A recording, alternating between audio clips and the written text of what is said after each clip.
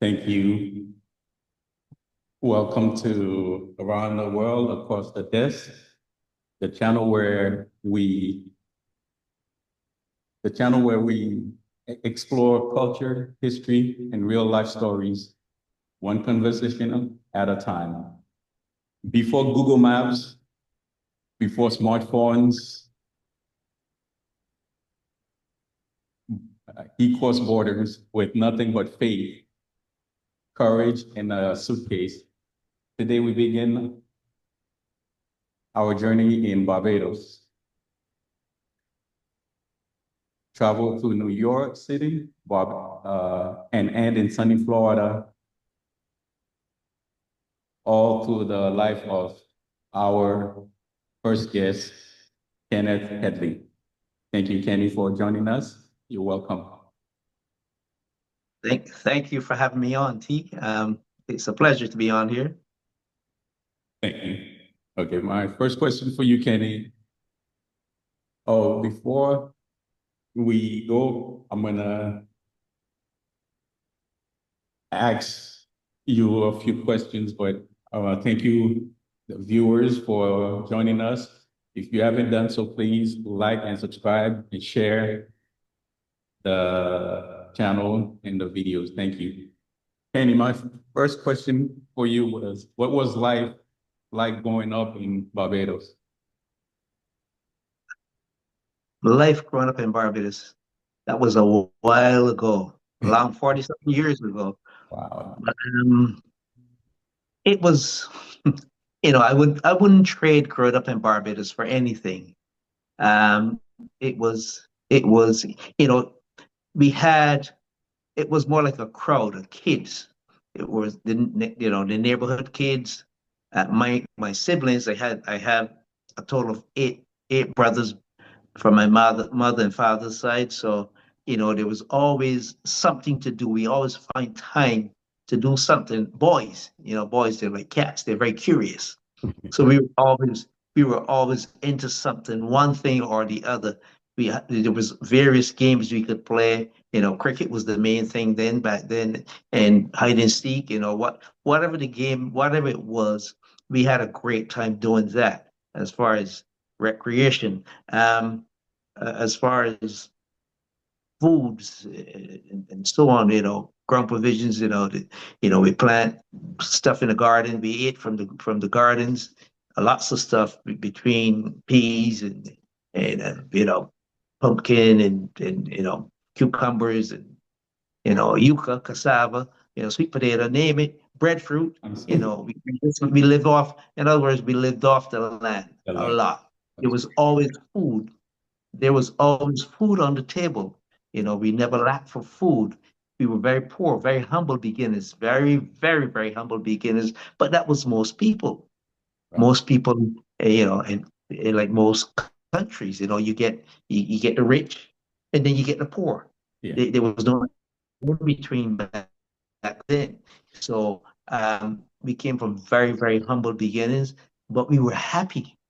We were a happy bunch. We couldn't wait for the next day to come, especially when there was no school, vacation, away from school. That was it. We could wait for the next day to come so we can go there and be adventurous. We made our own toys. It was great growing up in the island of Barbados, growing up on the island of Barbados. Like I said, I wouldn't trade it for anything. There was always something to do as kids, as boys. We fight amongst each other. We always fought, but you know how boys are. We fight this minute, next minute we're best pals again. So and that's between not only the outsiders, but my siblings also. Right. We fought against each other. But I had a great time growing up in Barbados. It was a great experience. You know we didn't have a lot to go on as far as um, material stuff. No, small little house, house all of us, but we were happy. The main things we were happy. Went to school without shoes on our feet, but most people didn't have shoes, Right. so it. we didn't stick out like a sore thumb. But growing up in Barbados was absolutely wonderful. Would not trade it for anything. Great, great. All right, Kenny. My next question is, what values did your parents teach you growing up? The values, I'm telling you, my mom, they were Christians, especially my mom. She was devout Christian. She was an evangelist in the church, and she was very, very strict. Respect. That was one of the main things. Be truthful. And don't get yourself into any trouble. She always said, if I tell you not, I keep telling you guys not to get into it because we're all boys. So you know how boys are. We're very, like I said earlier, we're very adventurous. She says, don't get yourself into any trouble because if you get yourself into trouble unnecessarily, don't call me Right, because I warned you. Don't call me. So keep yourselves out of trouble. But right, yeah, they taught us respect and to be truthful. Those are the two main things that they taught us. okay, But we had to go along those guidelines because my mother, she didn't play. She got that whip out and she whipped us. She didn't wait for my dad. She was the one in control when it comes to whipping, when it comes to discipline. My mom was the one with a whip. You're going to get a flogging. You're going to get a beating. So right. we had to stay in line. Okay, yeah, I understand. All right, Kenny. Mine, I know you mentioned foods that you guys planted, but my next question is, what foods, music, or traditions do you remember? I know you mentioned peas, stuff like that, you guys, but what foods, music, or traditions? Yeah, yeah. Foods. You see, back then, foods.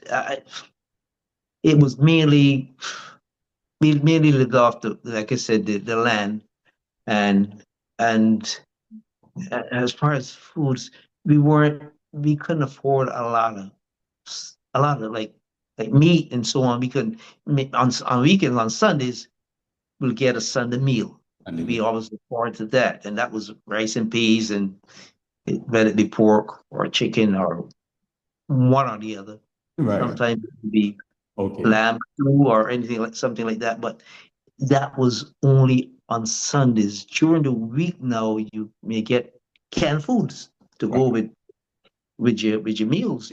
okay, You get maybe some rice and some sardines on the side or corned beef on the side. Or sometimes you get some salted cod, bacalao. You mm, know, um, you get that. But as far as foods and back as a kid, then I was not too high on the bacalao or salted cod. You right, know, corned beef, yeah, the canned foods I would eat. As a kid, we would eat. Most of us would eat. But as far as favorite foods, mhm. I'd have to say it was pork. We could you can bake that pork, or you can pickle that pork. Well, it's something they call sauce. And that was one of my favorites. But as far as a favorite, there wasn't a whole lot to choose from. Like you would have the choices here in the United States. No, it wasn't like that.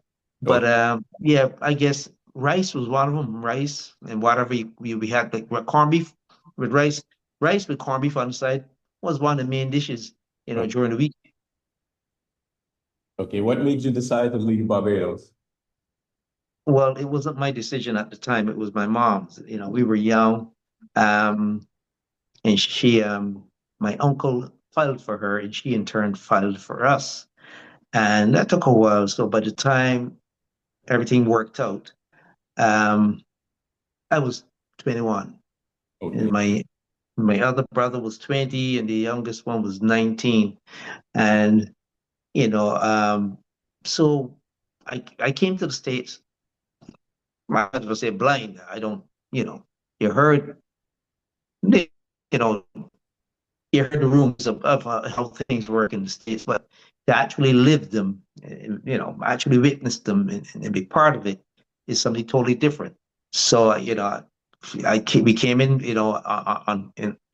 in December, mid to late December, maybe like a week before Christmas, and it's starting to get cold in. And, I was wearing like a sweatshirt Okay, that was my or a top, and thank God we had something like that on. I had something like that on, and but when I stepped off that plane, I stepped out in the cold air, man, my whole body just shrunk. What an experience. You coming from 85-degree weather to what, maybe 40 at the time at the most, maybe okay. 35, maybe 35 at the time. Yeah, But that was an experience, and but it was more of a culture shock too. You know, so many different ethnic backgrounds. When you that get was here, yeah. I'm sorry. so. I question like, what was the hardest adjustment, like as far as the weather, the The weather, the mm, weather, and the weather was an adjustment, and the way I spoke, I had to change the way I spoke because we dialect, we speak, the broken English right, and broken in the dialect, and it's like so you had to make the adjustment if you want to survive because you want people to understand what you're saying. right, So I made sure I spoke clearly that people can understand, and that was one of the biggest adjustments. It wasn't a hard adjustment to make. It's just that one that I had to stick with consistently. I knew I could do it, but I just had to be consistent with it, and it worked. That was a big adjustment, and the weather.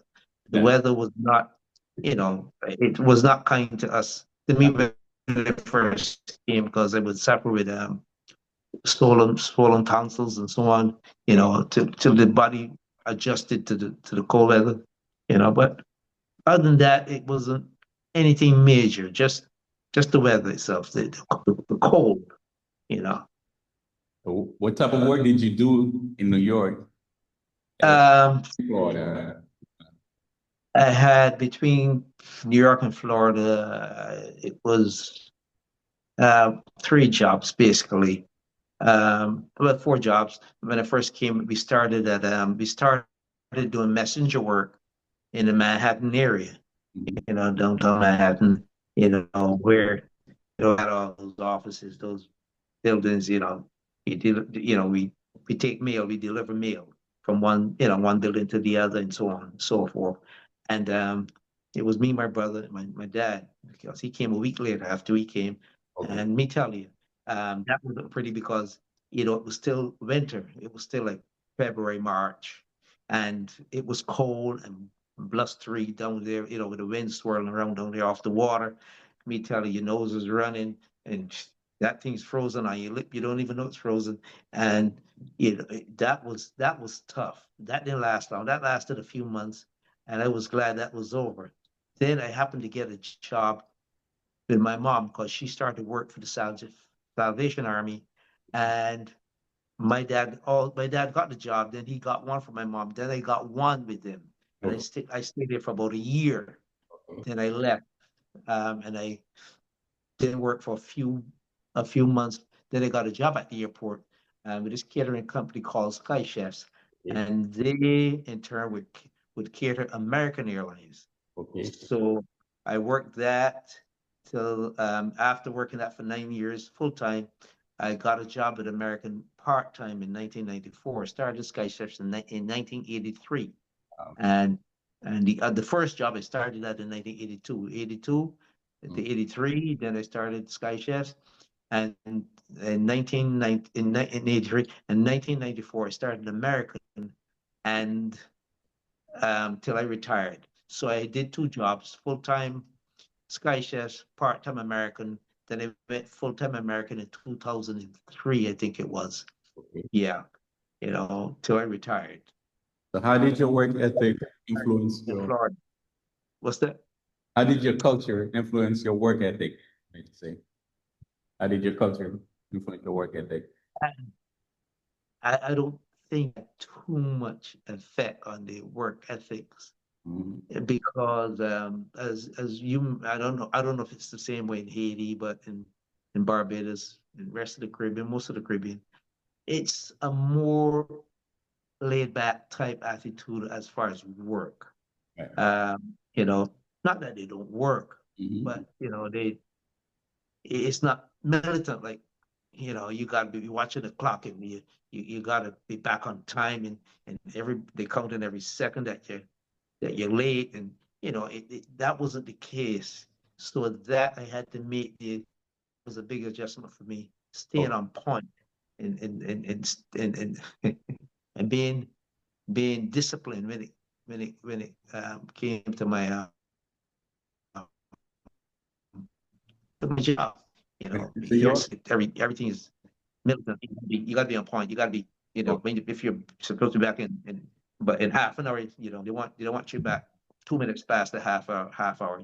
They want you to be back when you're supposed to be back, and that's why they had the punch in and punch out system for some people, you know. But that was a big adjustment for me because I wasn't too much into the workforce before I left Barbados. I started a job, but that was not like the punch in type job and you know you punch out and punch in for lunch and not all that kind of stuff. No. So that was a big adjustment for me when I started working here. I mean, in the airline industry in particular, because in the airline industry, you have to be, as you would know, because you would have to be you got to be on time. oh. They punctuality it looms big, you Oh. know. I have They like don't two-part question. Why Florida? And what does retirement look like to you? well it looks as you can see it should look good, it should look great to you, but it feels great to me. It is a you know, it's something that you work and you work hard, you work a long time, you know, to achieve. You know, you want you looking forward to retirement where you don't have to jump at the sound of an alarm, you know, especially if you work in the early morning hours, you know, you don't want to be okay, I gotta be on work I gotta be at work on time, you know, it's pressure. It's the word I used to I always use is it's stressful. It's stressful work. You know, it's stress. It can be stress. I'm not saying every job is that way, Right, but the job we had, you know, you know, they punctuality. right, They don't believe in tardiness at all. Punctuality, and I just and it's a grueling job because it's a physical job, right. and I'm glad that I'm not in that situation anymore. And I always said the way I walked into that job, I want to walk out. And so said, so done. I walked in healthy, and I walked out healthy. You know, lots of people don't get that chance to walk out healthy because they get broken down because of the physical aspects of that job. It's you understand, you know what we go through. So Yeah, because you've been there, so you can vouch for that. But retirement is great. I love it. I only set my alarm if I have to get up at a specific time to do something, you know. But other than that, I can sleep without an alarm and wake up on my own. You know, when God Almighty wakes me up, and I'm up and I'm good to go.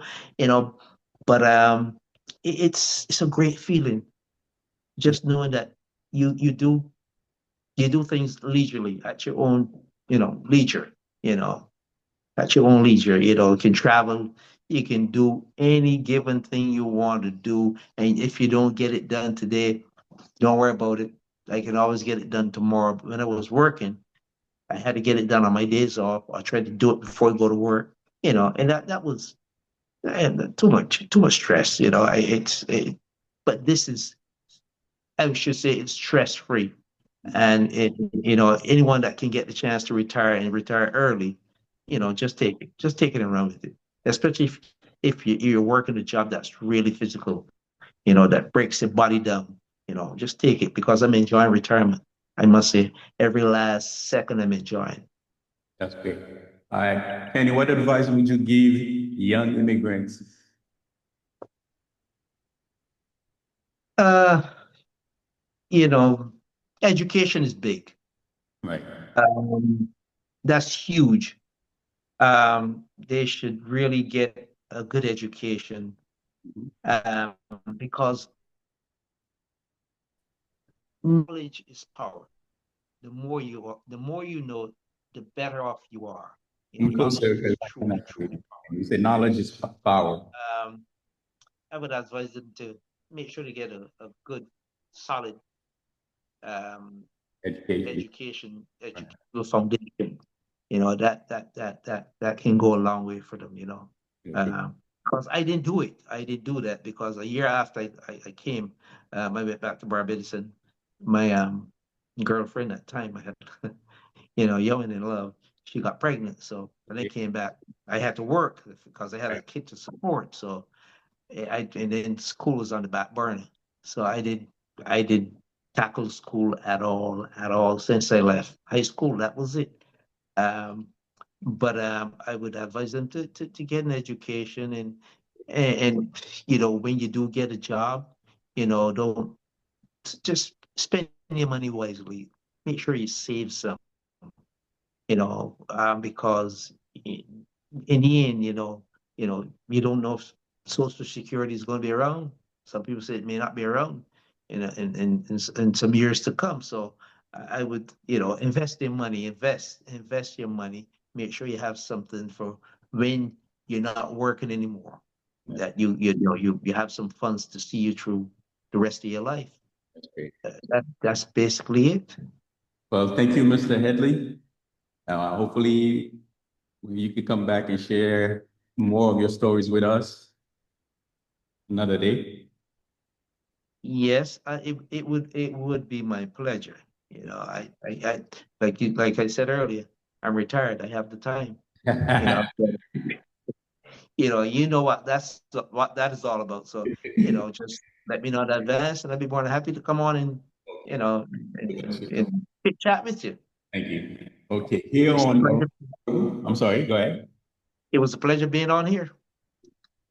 Here on Around the World, across the desk, we believe that every life carries lessons worth hearing. And today, you've given us perspective that crosses borders and generations. To everyone watching, please like and subscribe. Thank you. Thank you again. Thank you.